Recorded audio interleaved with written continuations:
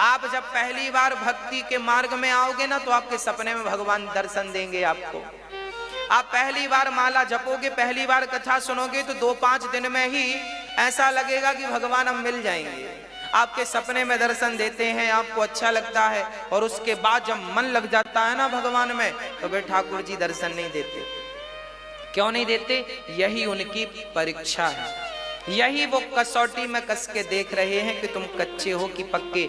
अब तुम पकाओ अपने आप को, करो भजन, करो भजन। एक जिद होनी चाहिए। भक्त क्या करता है? जिद करता है। जैसे ध्रुव जी ने जिद की कि बिना भगवान को पाए, नारद जी ने बड़ा डराया था, बड़े बड़े शेर हैं, खा जाएंगे, कैसा क्षत्रिय बेटा है, माँ की बात का बुरा मान के आ गया।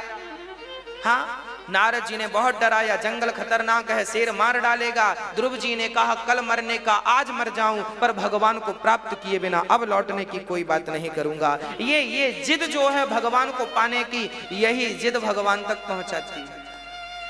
और नारद जी भी जिद करने लगे कि आज लड़कपन में नहीं हुआ भगवान का दर्शन तो कोई बात नहीं, जवानी में नहीं हुआ भगवान का दर्शन कोई बात नहीं, बुढ़ापे में नहीं हुआ दर्शन कोई बात नहीं। और जैसे ये सोच रहे थे, उनकी आंखों के सामने जैसे बिजली चमकती है ना बरसात में, वैसे ही भगवान बिल्कुल चतुर्भुज रूप में प्रकट भये और दर्शन दी। और बिल्कुल बिजली 1 सेकंड से भी कम वक्त के लिए आती है और चली जाती है। अब नारद जी उस दृश्य को जब देखे तो वही मन में बस गया, वही झांकी बस गई, और उसी का चिंतन, हे प्रभु कहाँ चले गए, अभी तो यहीं थे, कहाँ चले गए। तब आकाशवाणी हुई, पुत्र इस जन्म में मेरा दर्शन संभव नहीं है, जब तुझे अगले बार दिव्य शरीर प्राप्त होगा, तब उस दिव्याति दिव्य शरीर से मेरा साक्षात्कार आपको होगा, इस शरीर से संभव नहीं। हाँ जी। अच्छा एक बात बताओ, अभी कोरोना काल में कोरोना के मरीज का इलाज करने के लिए डॉक्टर ने ड्रेसअप जो पहन रखा था, वो अलग था कि नहीं? हाँ या ना? क्या था?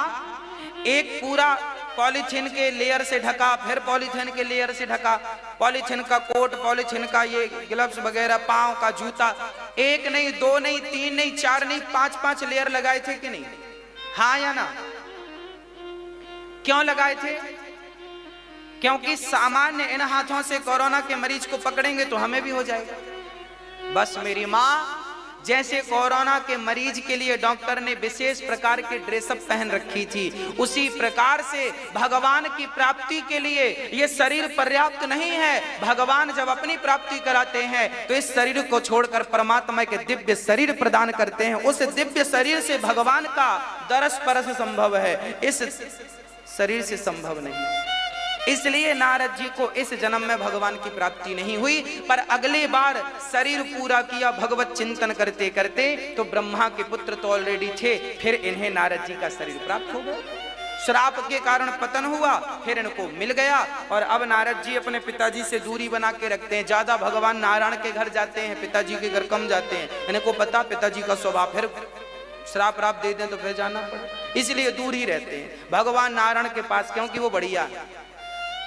अरे भगवान नारायण तो ऐसे हैं कि उन पर गुस्सा भी कर ले कोई। स्वयं देखो ना, एक बार नारद जी ने श्राप दे दिया था भगवान नारायण को। एक बार नारद जी का मन हुआ कि हम शादी कर लें, सबके बच्चे बच्चे देखते तो उनका भी मन हो गया, अपने भी होते तो बढ़िया हो जाता। शादी करने का मन बनाया तो भगवान से कहने लगे, प्रभु आपन रूप देहु प्रभु मोही, और जैसा मेरे लिए उचित हो, हित हो, वो आप करो, और प्रभु मुझे अपना रूप दे दो। तो भगवान ने बंदर वाला रूप दे दिया। अच्छा, भगवान ने बंदर का रूप क्यों दिया? क्योंकि नारद जी ने कहा ही था अपना रूप दे दो। तो भगवान के सारे रूप भगवान के ही तो हैं। यहां जितने मुख दिख रहे हैं, जितने रूप दिख रहे हैं, ये सारे रूप किसके हैं? भगवान। बंदर का रूप भगवान का, बिल्ली का रूप भगवान का, हाथी का रूप भगवान का, बारह का रूप भगवान का। अरे इस सृष्टि में जहां देख रहे हो, जिसे देख रहे हो, कीट पतंगा का रूप भी परमात्मा है, हरि व्यापक सर्वत्र समान। उसके अतिरिक्त क्या है? जैसे मिट्टी के घड़े में मिट्टी के अतिरिक्त कुछ नहीं है, उसी प्रकार इस संसार में, इस ब्रह्मांड में उस परमात्मा के सिवा कुछ नहीं है। बस भक्तों देखने का नजरिया है। अच्छा बताओ ये क्या है?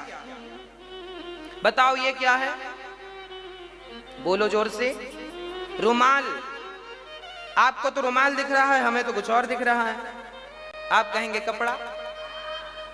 तो ना ये रुमाल है ना ये कपड़ा है, ये मात्र एक धागा है। इसका एक एक धागा निकालता जाऊं तो ना रुमाल जैसा कुछ बचेगा ना कपड़े जैसा बचेगा। है तो एक्चुअली धागा, पर कहते हैं रुमाल और कपड़ा। उसी प्रकार ये संसार एक्चुअली है तो परमात्मा ही। जैसे धागा धागा मिल करके एक वस्त्र बन गया, उसी प्रकार परमात्मा परमात्मा मिलके ये संसार बन गया। उस परमात्मा के सिवा इस ब्रह्मांड में कुछ नहीं है।